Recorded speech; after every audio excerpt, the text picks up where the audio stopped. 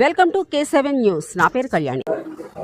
మీద ఉన్న బినామీలోను వ్యవసాయ భూమి లేకుండా నకిలీ పత్రంతో, నకిలీ భూతో, నకిలీ సంతకంలో, పొద్దుటి సంతకంలో చేసి ఉన్న లోన్లు గురించి గత 4 సంవత్సరాల నుంచి ఫిర్యాదులు చేస్తూ వచ్చాము. ఆ ఫిర్యాదులు చేసిన పిమ్మట 51 ఎంక్వైరీ అధికారులు చేశారు. ఆ 51 ఎంక్వైరీ చేసిన క్రమంలో మేము సంఘానికి వెళ్ళాము. సొసైటీకి వెళ్ళిన తర్వాత ఎంక్వైరీ ఆఫీసర్ ఉంటుండగా సస్పెండ్ అయిన సెక్రటరీ, ఎంక్వైరీ ఆఫీసరు ఇద్దరు కూర్చొని రికార్డులు తనిఖీ చేస్తారు. జానకిరాంపుర సహకార సంఘ సభ్యుడిని, కుసలపూడి గ్రామస్తుడిని. నేను ఈ సంఘంలో రుణం తీసుకున్నాను. కాలపరిమితి దాటిపోయిన రుణాలపైన నాలాగే చాలా వందల మంది తీసుకున్నారు. కాలపరిమితి దాటిన రుణాలపైన దావాలు పొంది, డిగ్రీలు పొంది రైతుల్ని కక్షపూర్తి చేయడంతో సంఘ కార్యదర్శి చాలా ఇబ్బంది పెడుతున్నారు. ఇవన్నీ చట్ట వ్యతిరేకం.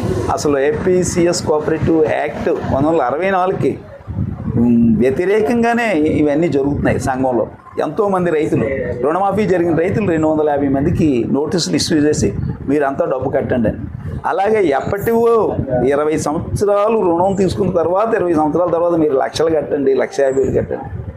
ఇలా రైతుల్ని నానా ఇబ్బంది పెడుతున్నారు సంఘ కార్యదర్శి. నమస్కారం అండి. నా పేరు పచ్చిగోలేశ్వరరావు. అనకాపల్లి జిల్లా రోల్గొండ మండలం కుసలపూడి గ్రామం.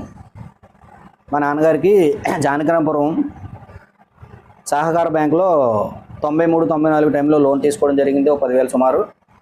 ఆ 10,000 రూపాయలని ప్రతి సంవత్సరం ఎంత అయితే కట్టాలో అంత ప్రతి సంవత్సరం కట్టేస్తూ ఉండగా 2008లో రాజశేఖర రెడ్డి గారు ముఖ్యమంత్రిగా ఉన్న టైంలో రుణమాఫీలు చేయడం జరిగింది.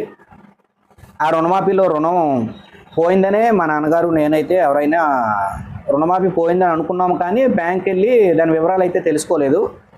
కాకపోతే ప్రతి సంవత్సరం నోటీసులు ఇచ్చేవారు. ఈ 2008 నుంచి మాకు నోటీసులు రావడం జరగలేదు.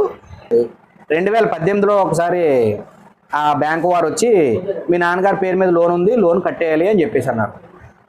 2011లో మా నాన్నగారు చనిపోవడం జరిగింది.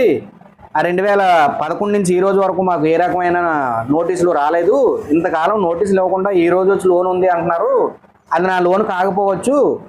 కాబట్టి ఆ లోన్ ఎవరిది ఏంటి అనేది వివరాలు తెలుసుకొని మీరు ఇవ్వవలసిందిగా వాళ్ళని కోరడం జరిగింది. వాళ్ళని కోరిన తర్వాత నేను ఆర్టీఐ కూడా వేయడం జరిగింది. ఆర్టీఐ కూడా సరైన సమాధానం ఇవ్వలేదు.